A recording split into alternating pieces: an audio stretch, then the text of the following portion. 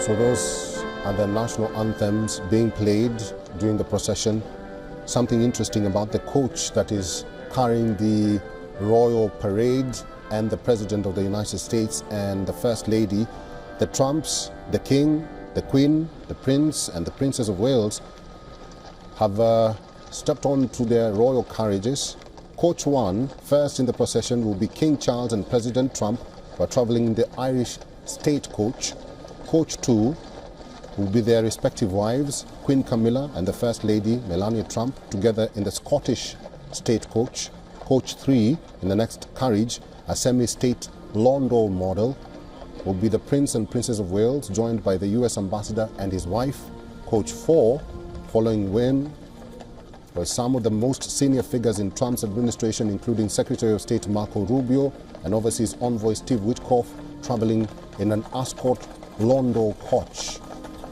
Finally, a second escort London coach will carry senior assistants to the President and the First Lady.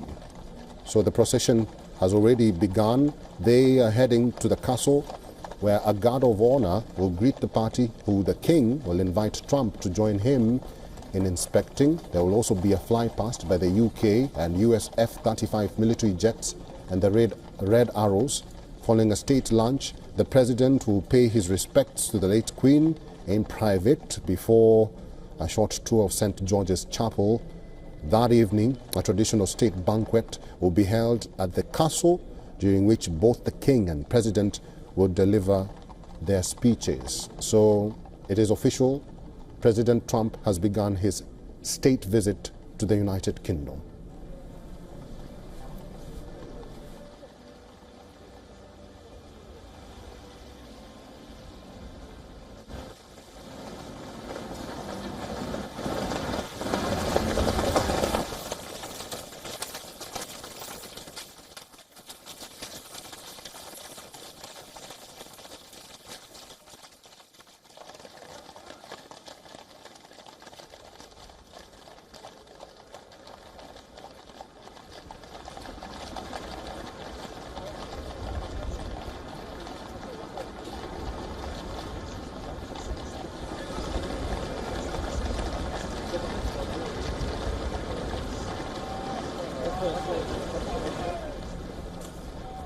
If you're just joining us, this is the state visit by US President Donald Trump and First Lady Melania Trump to the United Kingdom, and the procession has already begun.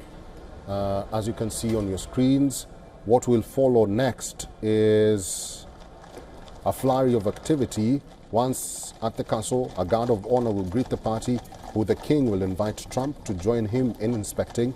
There will also be a fly past by UK and US F-35 military jets and the Red Arrows.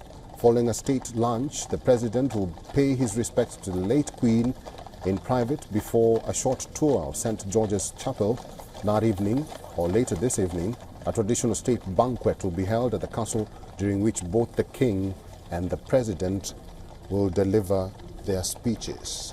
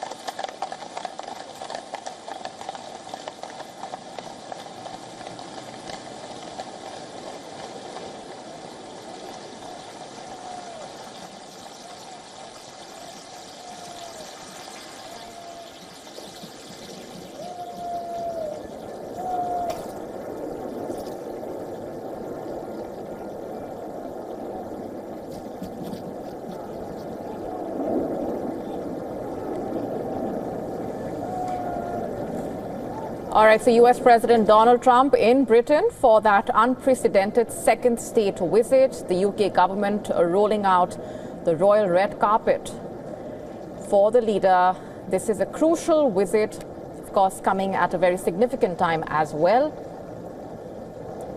U.S. President Donald Trump and First Lady Melania Trump kicking off their first full day of that historic second state visit to Britain, welcomed by the Prince and Princess of Wales.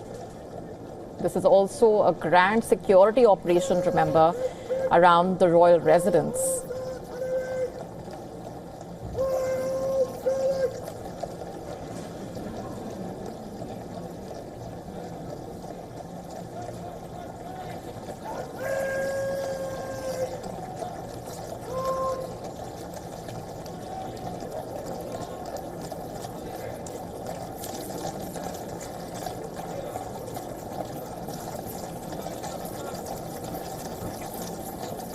Let's go straight across now to our correspondent, Susan Teherani, who's been tracking those developments for us. Susan, just explain to our viewers, first of all, the significance of what we are witnessing at this point. You know, the fact that this is an unprecedented, historic second state visit to Britain taking place.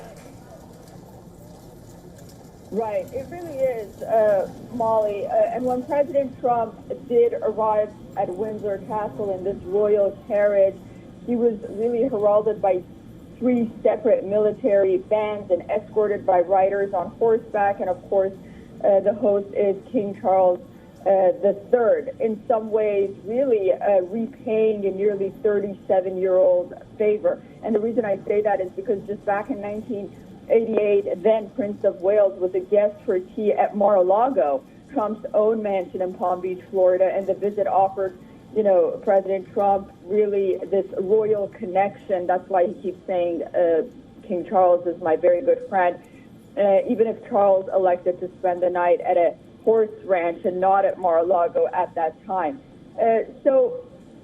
Yes, it's long reverent of the British royal family, and Trump's visit to the United Kingdom really offers a similar opportunity, a stamp of validation applied with honor guards and a state banquet, and from some of the same people who he holds genuine to the point of unwavering respect.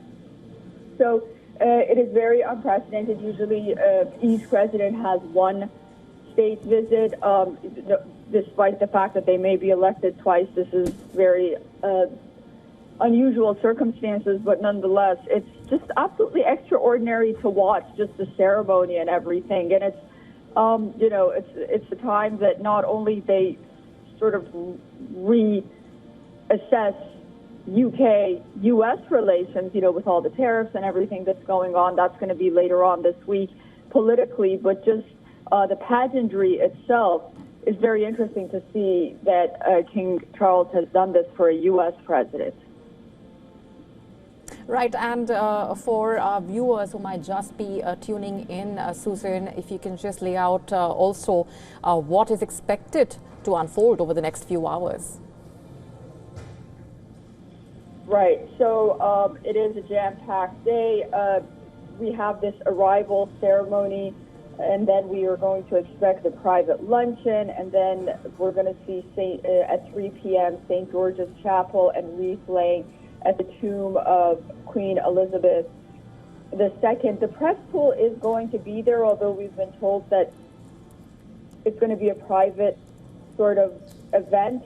And then later on, the beating retreat of military ceremony, followed by a fly past F-35s and red arrows. And then it'll wrap up with the big state banquet. That's very restricted, of course, to the press, but we are going to get a glimpse of that. And that's going to be the day for today. No speeches or no talking to the camera. None of that is going to happen. The ceremonies are mostly going to happen today. Right, Susan, we're also, you know, getting in the inputs about the kind of security arrangements that have been undertaken, of course, given the given the concerns around the demonstrations that have been organized by Stop the Trump coalition. So this, of course, is a grand security operation. Let's also talk about the very fact that this is coming at a very crucial time.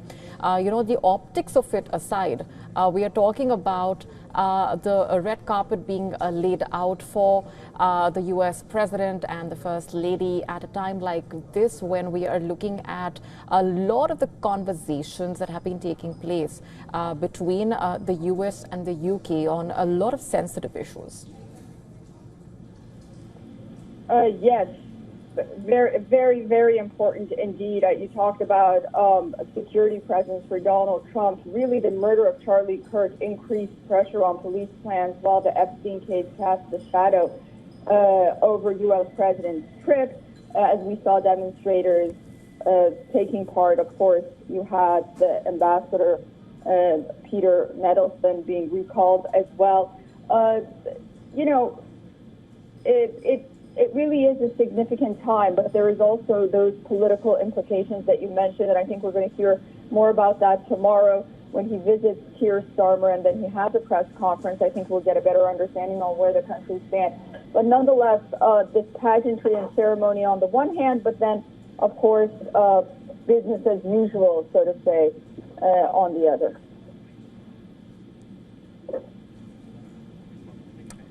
All right.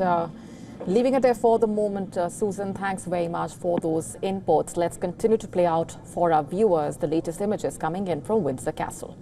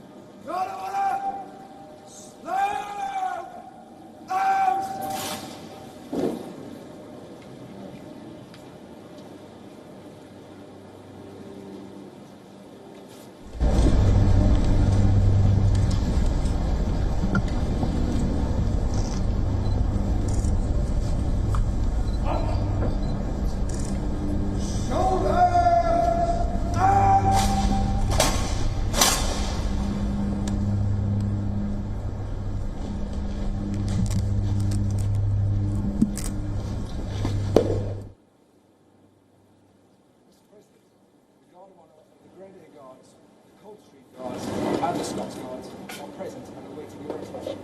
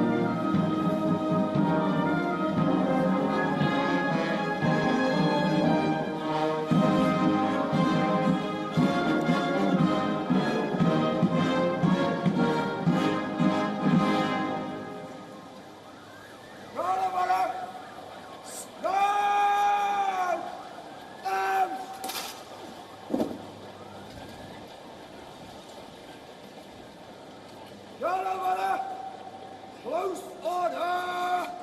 March! Gentlemen, we'll move to the left in threes. Form threes! Left!